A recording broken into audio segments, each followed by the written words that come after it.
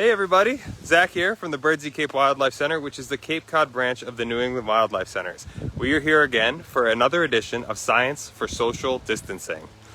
Today, our video was prompted by a request to learn more about water, the water cycle, and the current drought that is going on in the state of Massachusetts. Now, as you can see, it is raining out again. It seems like every time we plan a video, we get wet. But today, it is absolutely appropriate. This is exactly what we were hoping to happen. So what we're going to do is we're going to teach you a little bit about the water cycle. We're going to learn about the drought that is going on in Massachusetts, what a drought is, and how it affects the wildlife that lives here. And then we're going to go inside for the fun stuff, and we are actually going to look at a patient. We're going to see him get fluids, and we're going to learn about what fluids do in the body, right? So we're going to start you big picture. We're out here in the pond. We're talking about the environment, talk about the weather processes and atmospheric processes. Then we're going to walk a little bit up the hill. We're going to see some patients that spend most of their time in the water, and then go inside and learn a little bit on the small scale about what fluids do in the body. Okay, so with that, I want you all to know we are standing at the pond at the back of our property. It is a reasonably sized pond. And right now, if you look, it is raining, and you can see the little ripples forming in here. And so what is rain? What is the water cycle? And so I got a question this week from a student who's learning about it in school. And so we thought we'd show you a real life example. Right, so the water cycle is the process by which water moves around our environment. And there are 5 basic steps to what the water cycle is. The first is condensation. So if you look up at the cloud-filled sky up there, you're seeing water condensate, meaning it's changing from a vapor phase to a more liquid phase. And all of a sudden, when the atmosphere can't hold any more of that moisture, it is going to fall down to the earth as rain. Okay? So that is condensation, and then precipitation, which is why I'm all wet out here. Okay? And then after precipitation, depending on where the water falls on our habitat, it's going to do a couple different things. It might infiltrate into our soil and become groundwater that feeds many of our spring water and kettle ponds here on Cape Cod. It may get really wet and the ground can't hold any more moisture. It may run off. And that's a term you're going to hear a lot in school this year, is runoff. It means all the extra water that couldn't be absorbed, that takes the path of least resistance downhill. And then in addition to that, some of it may get used by trees, right? So there are trees all around me, and these trees take an immense amount of water, in some cases over 100 gallons a day. They suck up the water that is falling through the roots. Think of them like a big straw. The water runs right up the bark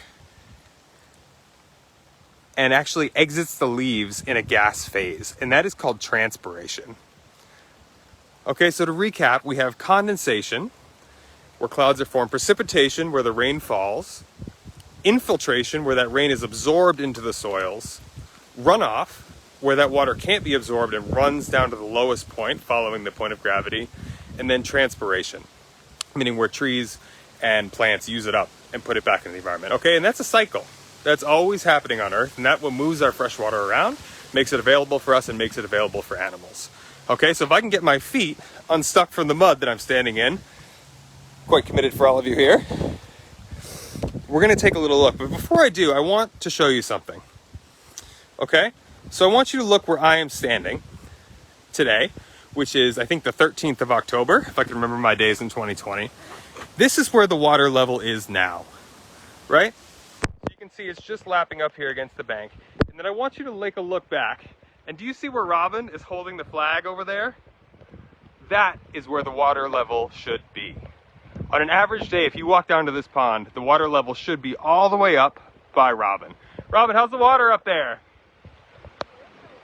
There is no water up there, right? And so we are in a drought. And here in Cape Cod, we are actually in an extreme drought, right?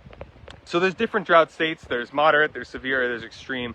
And right now we are teetering on extreme where we are on Cape Cod. And so what a drought is a lack of water. Over the course of many years, you have an average amount of rain that falls. People add it up and they come up with what is a normal amount of rain. And then when you get a year where it's really dry, and for us that has started in June and has run all the way to the beginning of October, and there is less water that is falling, it essentially means we're in a drought stage, and it's getting worse. Okay, so I wanted to show you what that looks like. This is kind of a silly, hokey thing, but I think it's good to visualize. So I'm going to hand the camera to Priya really quick. Of course, let me introduce my co-host extraordinaire, who I constantly put in uncomfortable situations out in the rain. At least she's wearing a hood today. I'm going to turn this over to you, Priya.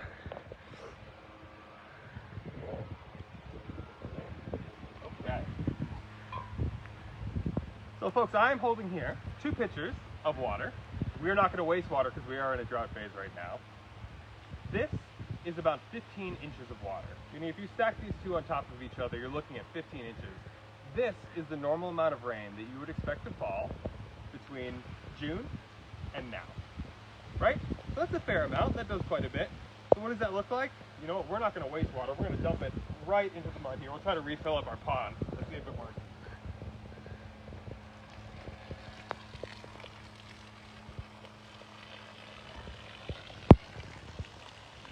Right? This is pretty good. It's a fair amount of rain.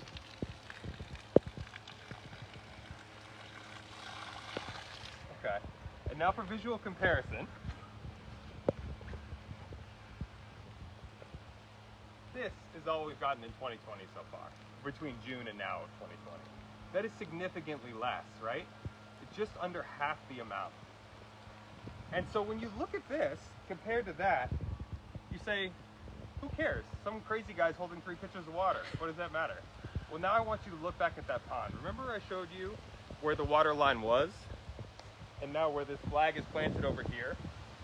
That is the difference 7.5 inches of rain makes. It is literally shrinking the environment, shrinking this aquatic environment, and meaning that all of this new shoreline is exposed. All of the resources in this pond, the living things, their area to live has shrunk. All of the aquatic waterfowl and things like river otters that use this habitat routinely, they are squished into a smaller area. And so when you start to magnify it like that and think about it in that context, 7 inches is a lot, right? Okay, so I'm going to take my last 7 inches of water here, and I want to show you something else. So we were just talking about the water cycle. We learned about condensation. We learned about precipitation when the water falls as rain. And now let's talk about infiltration and runoff, okay? So what I'm going to do is if you don't mind, we're going to get really close down to this moss mat, and I'm going to pour this water very gently, and I want you to watch it. Do you see how this water is pooling and actually going into the soil? That is infiltration. This means this soil is acting like a sponge, and there is enough room in this sponge to take more water, right? It absorbs. Eventually that will filter out and end up in our pond, or it could become groundwater. Now watch what happens if I start pouring a little faster. Look at all of this water we're losing and running off. This is what runoff is.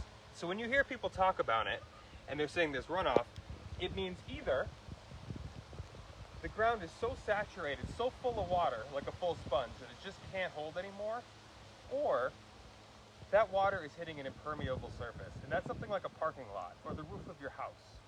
Something that humans have put in place that doesn't absorb water or let it come through. So if you have a non-porous surface and you hit it with water, it's going to run off. And as we talked about, when it runs off, it's going to follow the path of least resistance.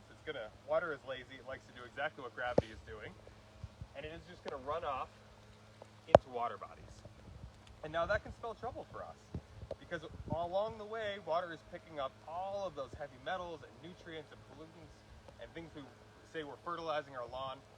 The water comes through, it can't be absorbed anymore, and all of a sudden it picks all of that stuff up and runs into the nearest pond or lake or river, and that's where we start to see real problems. Okay, does that make sense? Do we have any questions at this point? No questions yet. All right, good. That probably means I've confused the heck out of everybody. And if you do get questions along the way, please let us know. And so now I think we're going to do something slightly more fun. I'm going to take the camera back from Priya, flip it around, and now we're going to go look at some animals, really special animals you guys have not seen yet, but depend on an aquatic environment to survive. Okay, so we learned a little bit about what the water cycle is, how it shapes the world around us, and it really does. Virtually any habitat you're looking at from mountains to rivers to valleys, is shaped by water. Water is a universal solvent, meaning it can drop and it will, over time, if you give water time, it will do work. And it will actually shape the geography around you. And so we learned a little bit about the water cycle. We're actually going to go up and look at some of the animals that depend on these aquatic environments. And then we're going to go inside, we're going to look at some animals, and we're going to learn what fluid does inside of our bodies. Okay? Quickly, around. You can see we really have had very little water. Our crops are failing here at Cape Wildlife Center. We only have 3 plants left, and they look like they've been eaten by rabbits. I'm kidding a little bit, but they really could use some water. Today is the real first rain we've had, extended rain we've had in almost a couple months, so we're very grateful for this. Okay, so what I'm going to do is I'm going to flip you around to Priya one more time, and I'm going to have her explain what we're about to look at and why they need water. Hi everyone. So we're going to be looking, we're going to take a quick glance at our North American river otters that have been with us for quite some time. They came to us as orphans, and they're going to be with us a couple more weeks to months until they're old enough to be on their own. Now these guys depend on water, one for their home, as their environment to live in, but also it's where they get most of their food source.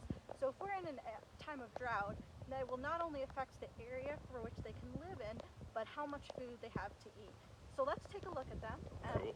Oh, sorry. Oh, no, we're just excited. So do you hear that, guys? I know the mic is a little hard with the wind, but we're going to look at 2 North American river otters. These guys came in orphaned to our facility. They've been recovering with us for, I guess, 4 or 5 months now, and they make their home in the water. They depend on it, as Priya just said, not only for a place to live and for shelter, but also to find their food, and it's how they navigate the world. So what we're going to do just quickly, these guys are pretty sensitive. We never want to go in the cage with our patients, nor do we ever really want the patients to see us, right? So we're going to stand here behind our blind, and Robyn on the other side behind her blind is dropping some fish in, so hold acted. And I'm going to try to give you a quick peek.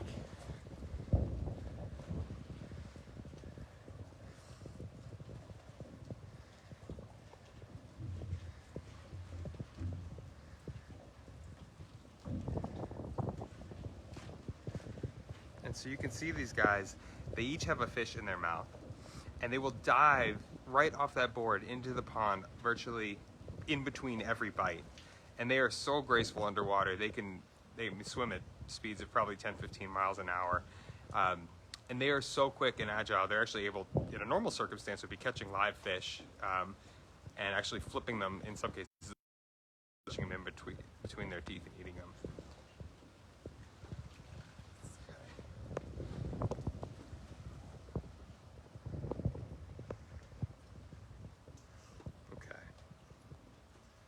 So Priya, while we're here, what aquatic environments would you find a river otter in Massachusetts? If you were out in the woods with your family taking a walk, where would you find a river otter? So they live predominantly in freshwater environments. Sorry about that, folks. We lost signal right there very quickly. And so what Priya was just saying, we see them in lakes and ponds. They're freshwater species. They're not like the sea otters you would find on some of our coastlines, especially out in the West Coast. These guys are river otters, found pretty much throughout the country. And they actually, believe it or not, don't need a huge lake or river to be pretty happy. We've seen them in marshes, we've seen them in small ponds. If you look close enough, you may actually have some in your backyard, especially if you live in the Southeast. Okay, so we are now entering the clinic, our familiar place that you guys know about. And what we're going to do in here is we're going to look at a very special patient. This guy came in just a few days ago. I'll let Priya explain a little more. But one of the treatments he needs today is fluids, right? So I just want to refocus you a little bit. We started outside. We learned about the water cycle. We learned how water falls, how it shapes the environment. We learned what it does once it falls. We saw a quick peek at some animals that depend on water to live in, and now we're going to go smaller. We're going to focus in, and we're going to look at what happens when we take in fluids, what those fluids do for us in our body, why they're essential for us to survive, and in some ways how they're therapeutic for the patients in our hospital. Okay, so I'm going to flip you around, and Priya is going to tell you a little bit about who this is, why he's here and why she's about to poke him with a needle. Yeah. So we'll be looking at a Virginia opossum, North America's only marsupial. This opossum came to us about 2 days ago and was hit by a car. So she has some trauma to her face and a little difficulty breathing because we think she had damage to her lungs. So she's been with us 2 days and she presented extremely dehydrated, meaning lack of water in her body. Your water is very important for your body. 60% of your body is made up of water, and that is distributed into 2 main compartments. So you have the water within your cells, called intracellular fluid, which is like cytoplasm, and then extracellular fluid. And the main component is the plasma in your blood. Do we want to take the possum out now? So. All right, so we're gonna pull the possum out. Robyn is doing that now. And so just one more time, so you guys heard that, fluid is an absolutely essential part of our body, and it's what helps it function. And let me see, well, now that Robyn's got the possum out, you can see part of this guy's treatment today, Priya said he was dehydrated. And one of our main requirements when they come in is making sure that they have enough fluid to power all of their essential systems and bring nutrients all over their body, right? So it helps, fluid helps transport nutrients, but also oxygen via red blood cells around the body. So since she's having difficulty breathing, we want to make sure that she's well hydrated, so she has enough red blood cells to transport oxygen around the body. So normally animals get most of their fluid from either drinking water or their food supply. Since she's here, she's been a little bit quiet, so she hasn't been eating regularly. So part of her daily treatment, we want to give her what's called subcutaneous fluids. And that's fluids right under the skin that will be absorbed and distributed around the body. Okay, so I'm just gonna get a slightly different angle over here. You can see is the quintessential possum tail, the prehensile tail that they can grab onto things with. You can see Robyn, to keep stress low, has the possum's head covered, has a pretty good grip. And Priya is taking a butterfly, which is a needle with 2 wings on the side. It looks like a butterfly.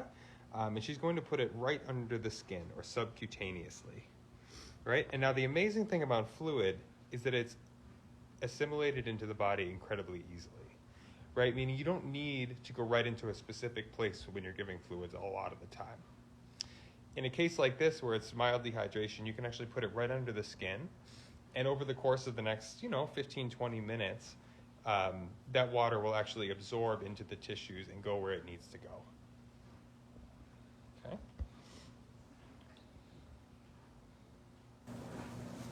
Cool.